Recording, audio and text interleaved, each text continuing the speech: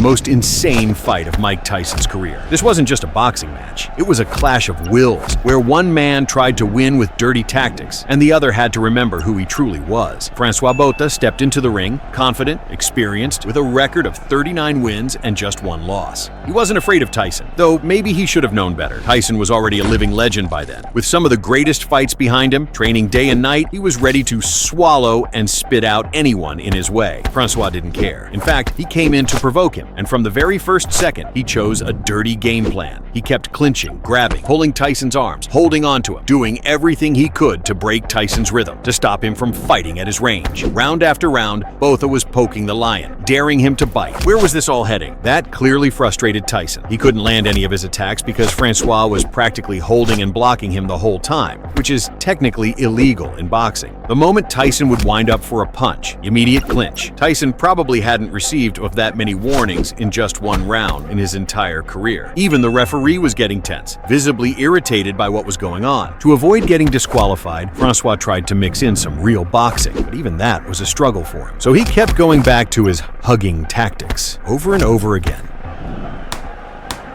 In the second round, Tyson snapped. His patience ran out. He twisted Botha's arm mid-fight, and things spiraled out of control. The referee couldn't stop it. Security and trainers had to rush into the ring. It was no longer a sport, it was chaos. But Botha didn't stop. He kept smiling, taunting, grabbing, trying to frustrate Tyson. The referee even deducted a point from Mike. Botha thought he had him. He believed he was breaking the legend. But everything changed in the fifth round. Tyson went silent. He stopped reacting. His face turned cold, the calm before the storm. And the truth is, even as the fight dragged into the later rounds, nothing was really happening. Literally, neither of them had landed any serious shots. The crowd was falling asleep from the sheer boredom of it all. He listened to his corner, who gave him just one piece of advice. Forget everything. Just knock this guy out. And that's exactly what he did. Francois looked at Tyson like he was some helpless guy who couldn't do a thing. His arrogance started to bore even Mike. You could see it. He wanted payback right away. He wanted to hit harder than anyone expected. And even though the fight dragged on and that moment seemed delayed, Tyson suddenly unleashed. Fast, brutal, merciless. Like a beast let off the chain, Tyson exploded with a devastating punch that shut Botha down instantly. He dropped like a switch had been flipped. The crowd roared. Commentators lost their minds. This wasn't just a knockout. This was pure, unleashed fury. Mike Tyson reminded the world why he was feared. Even though Mike helped Francois get back on his feet, he even hugged him after the fight. For him, this fight was burned into memory as one of the most frustrating and unpleasant experiences of his entire career.